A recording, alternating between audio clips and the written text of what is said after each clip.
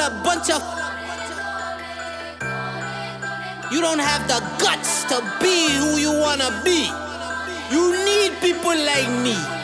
You need people like me so you can point your fingers and say that's the bad guy. You wanna hide. You wanna lie. See, I don't have that problem. I tell the truth even when I lie. It's the mark. I swear to God, if a try to run up, he gon' catch it. Better keep it on the net. Welcome guys to a new episode, DHBL's Wrap Up, powered by Plugged In Radio and inspired by Dream House TV. We are here with the one and only Face World, owner of DHBL. Welcome, welcome. What's good with you? Good to have you. All right, so let's get right into it. All right, we've been having a lot of chatter on the internet, getting phone calls, like all of that. 11/11's event. All right, it was Keep It Rap Volume 1. First off, tell us how you came up with the concept of the card Keep It Rap.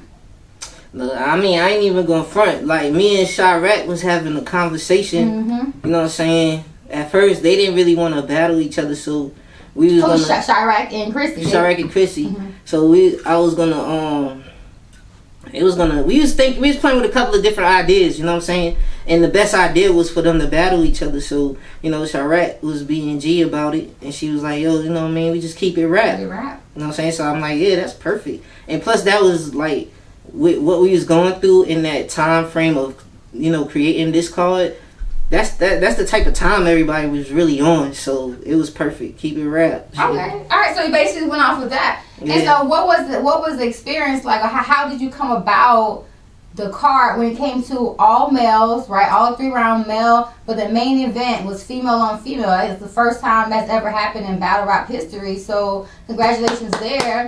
Okay.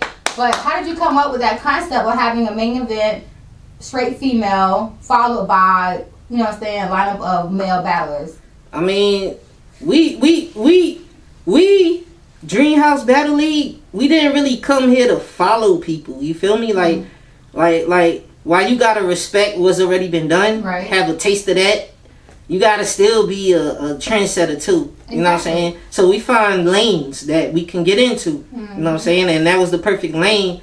You know what I'm saying? And that's a lane we probably gonna be chilling in for a little while, cause we're all about pushing females forward in the culture, but we don't want to leave the men out as well. Out to dry, right? Okay, so it's a cohesive co-ed sport, right? All right, everybody get a piece, basically. Okay, so that's the Keep It Rap. That's how that came about. Why Chirac and Krissy? What made them two so special? What was that like? Trying to find them two, putting them two together. I just thought it was dope. Like as a battle rap fan, like as a person that, you know what I'm saying, I watch a lot of battle rap. You know what I'm saying, and I know that Chirac is on the rise. You know what I'm saying, and I watch her rise. You feel me? And Krissy was there before. You know what I'm saying? And like when she had hit me up some months ago, she was basically, yo, I'm back out there. I was like, you know what? I want to be one of the first people to book her. You know what I'm saying? To be a part of that, because she is a part of history, battle rap history. Absolutely. Now, what do you think was her motivation for getting back into it, or often wanting to battle Chirac on this card? What do you think was her motivation behind that? I mean, at this point in time right now, she definitely need to re-establish her name, and I wanted to be a part of that. Absolutely. You know what I'm saying? So it's a great comeback for a veteran, a female veteran battle rapper. You know what I mean? So like you said, she's made history already from time to time. Now, before you settled on Chirac and Krissy, were there any other female contenders that you were looking at and negotiating with for this card? This card, I definitely was, you know, looking at First Lady Flames. Okay. I know I hit up Miss Funeral. I've been trying to reach Jazzy, acting brand new like she don't know nobody. You know, I reached out to a couple of females, you know what I'm saying?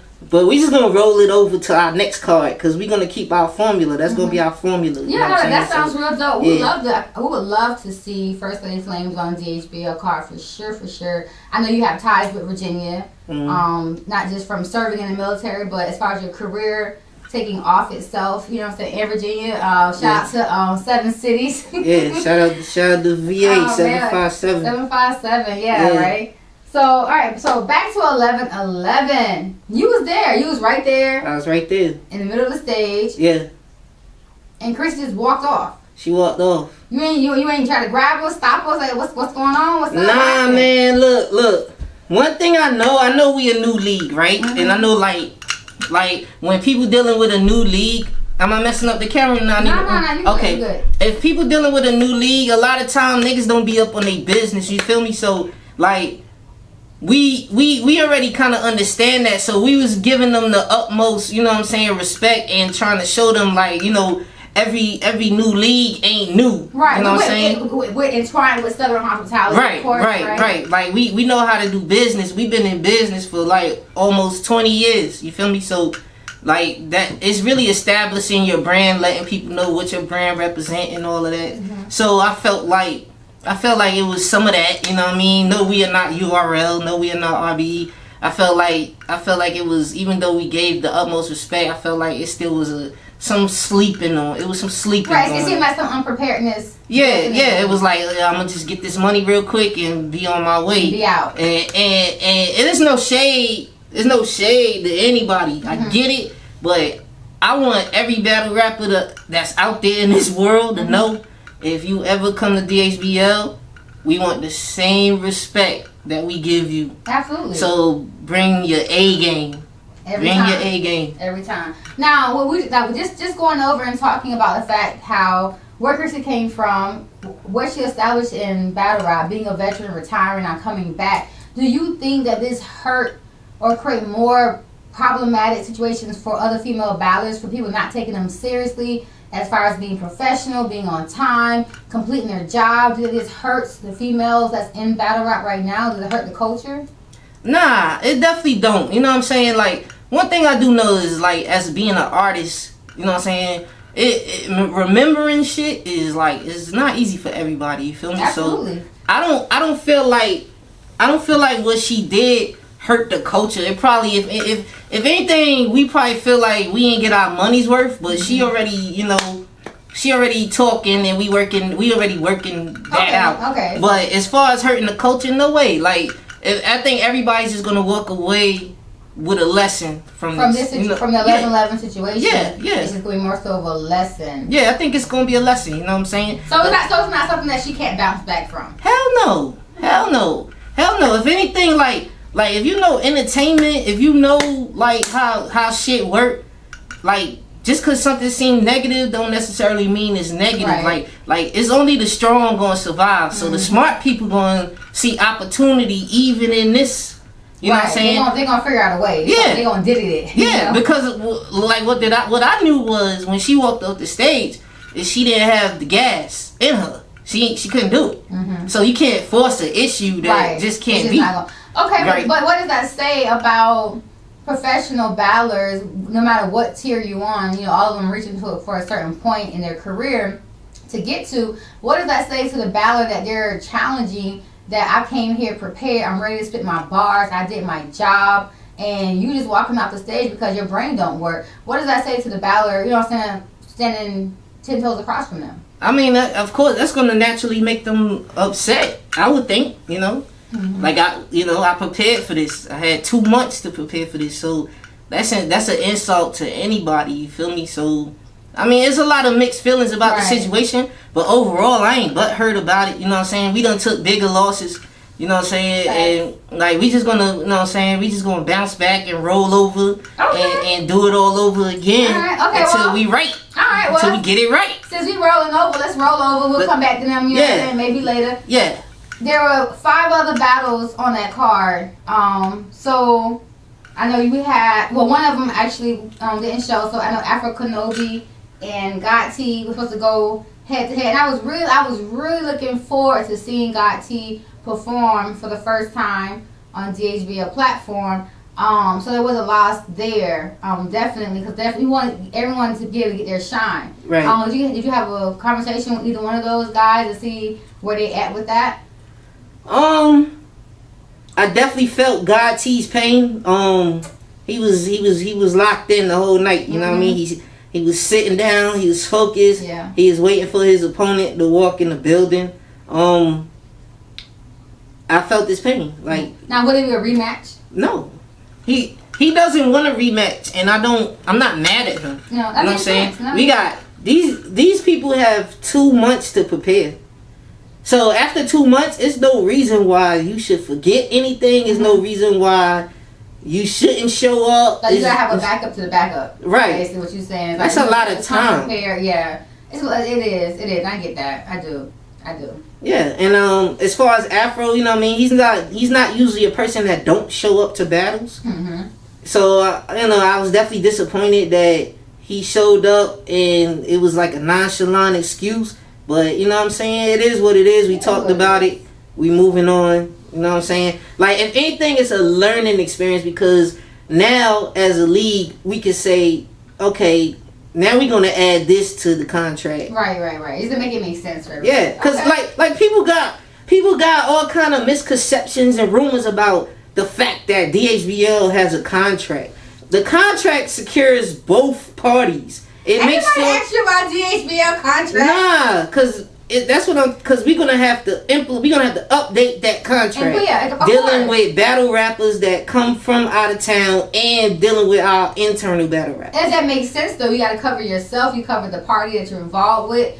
That way, like you said, there's no misconception. Everybody's communicating. You know what's what. It's just business. Right. But a lot of times, some people, they have a hard time giving their government name because in business they just don't even understand that. So moving on to the next one. All right, so let's talk about Aubrey Graham and Simply DJ. Mm-hmm. I was definitely anticipating this battle. I'm not gonna lie, I was a little disappointed. I actually, if you guys haven't watched or didn't know, we do DHBL does do face-offs right prior to the battles, and there's sometimes I know Aubrey Graham was a little nonchalant during his own face-offs, and Simply DJ always wired up, but it definitely seemed like it was going to be one of those battles that was going to be high energy, effective, because when you saw them perform like their very first times, they were explosive, and this time I felt like a little more chill. What do you think about their battle? I ain't gonna lie, like, their battle is something that I really gotta go back and look at the tapes, cause their battle was right before the big battle, and I was trying to I was kind of dealing with that. You see, we had to bring them back up. I wasn't even gonna talk about it. Yeah, well, I was trying to deal with that. So you wasn't really probably on stage that much during that particular battle, because you was in here trying to get the main event in the building. Yeah, I wasn't 3-4. I wasn't focused. Like, I saw that I was standing there for the first round or two. Mm-hmm. But I wasn't there. Right. I was trying to get, the main event in the building. Yeah, it was a little distracting, you know what I'm saying? Okay, I give you that. You didn't miss much. Yeah, I'm going to have to go back and watch that one. Yeah.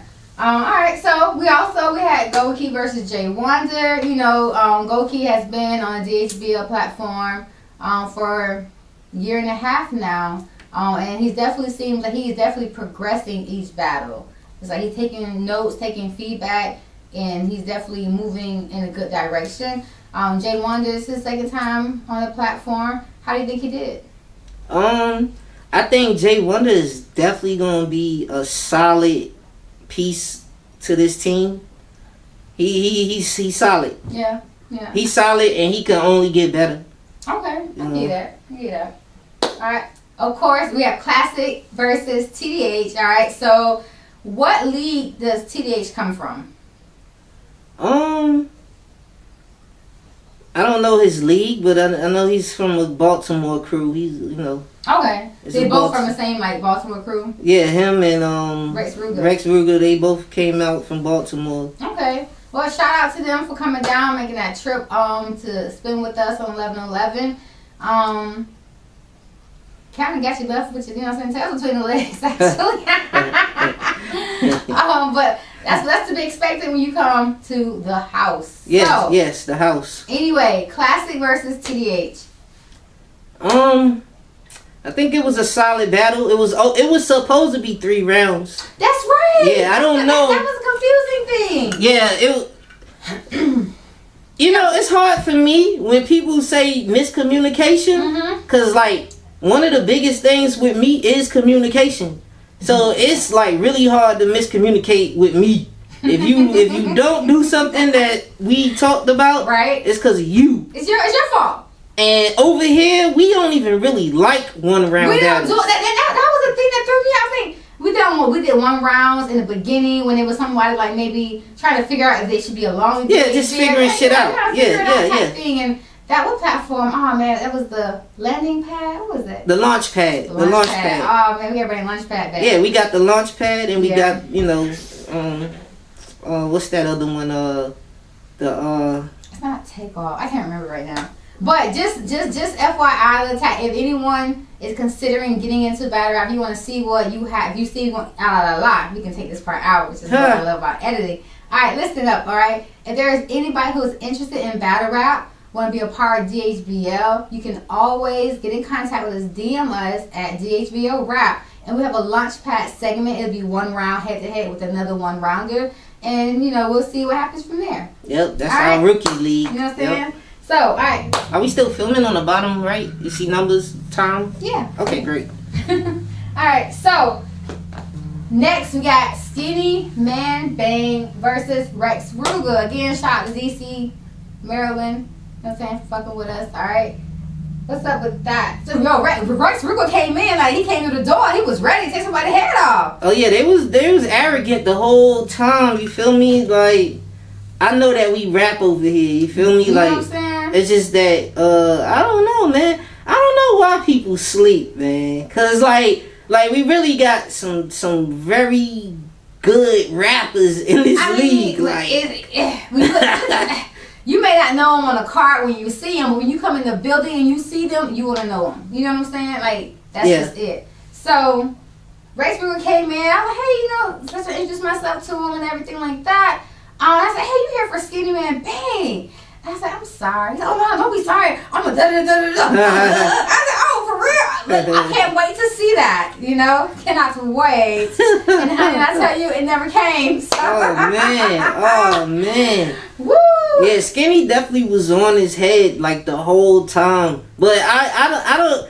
Y'all had to expect that. Come on, you had to know that was going to happen. That's all I'm saying. Like, we not hiding nothing. Like, I would say... Sometimes you can watch certain battlers on stage, and it's like really, really great, and you can go back and watch them on film, and it's like, oh, okay, yeah, I did all right. I thought it was a little better, whatever, you know what I mean?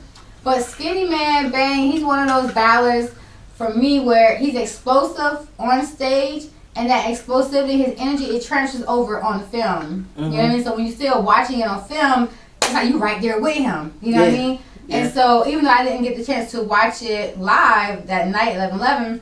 I went and watched the film on YouTube. Oh, you went and watched the film? I said I watched it. Oh my God. Battle rap is like, oh my God. Battle rap is like... It's taking over my life right now. Okay? So, yeah, I went and watched the film, you know what I'm saying? DHBL, Rap TV, y'all follow us on YouTube. All right, subscribe, please. Thank you. And I literally felt like I was right there in the front. You know what I mean? Like I was there. So... I think that's really dope about watching artists like him. And you have some really good battle rappers. Their penmanship is great and all of that. But they don't have that type of transparency and energy. You know what I mean? So, big shout out to Skinny Man Bang, doing your thing. Shout out to Skinny. Shout out to Skinny. Okay. Who else we got? Anything else you want to say about the Skinny Man Bang and Rex Ruger? Nah, man. Like I gotta take my hat off to Skinny because like he takes advantage of his 2 months to prepare, and he come in here and he do his job like a professional. Like, I mean, that's what it is. Yeah, it's like some veterans, on that card could learn from some of DHBL. Definitely. Yeah. Oh, okay. So going back, we didn't really talk about Shay Rack so much as far as like her bars and things like that.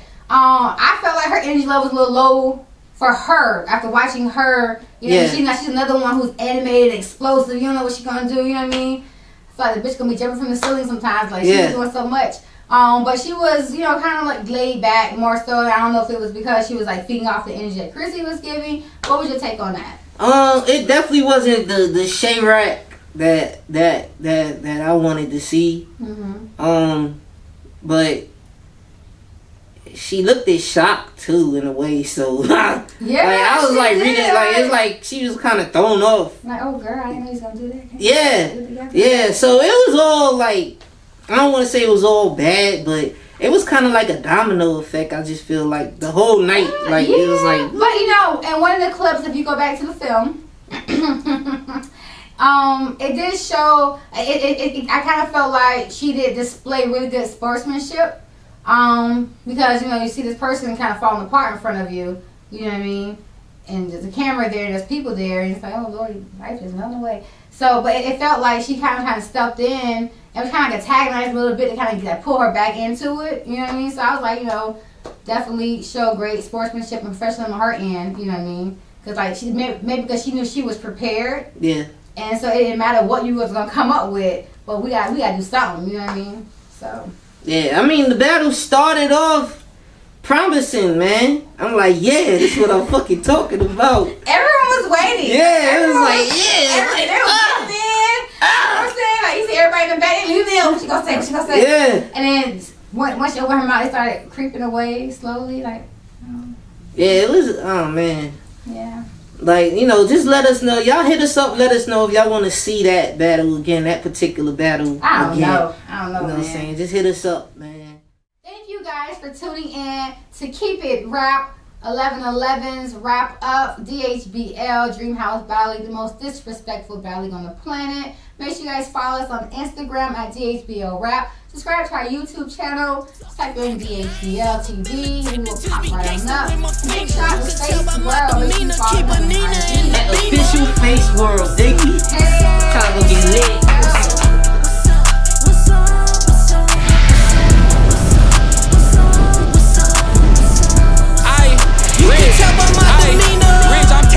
Face World, got another feature, I've been on the go. In another city, in another state, hopping on the plane, I got another show. I'm backstage getting shoulder rubs from another I barely know. Took a long time just to get here, they try to leave me hanging out there in the coat. Bet they love me more when I was down and out, doing everything I used to dream about. Grandma said she praying and I need it now, cause I know they hating and they scheming now.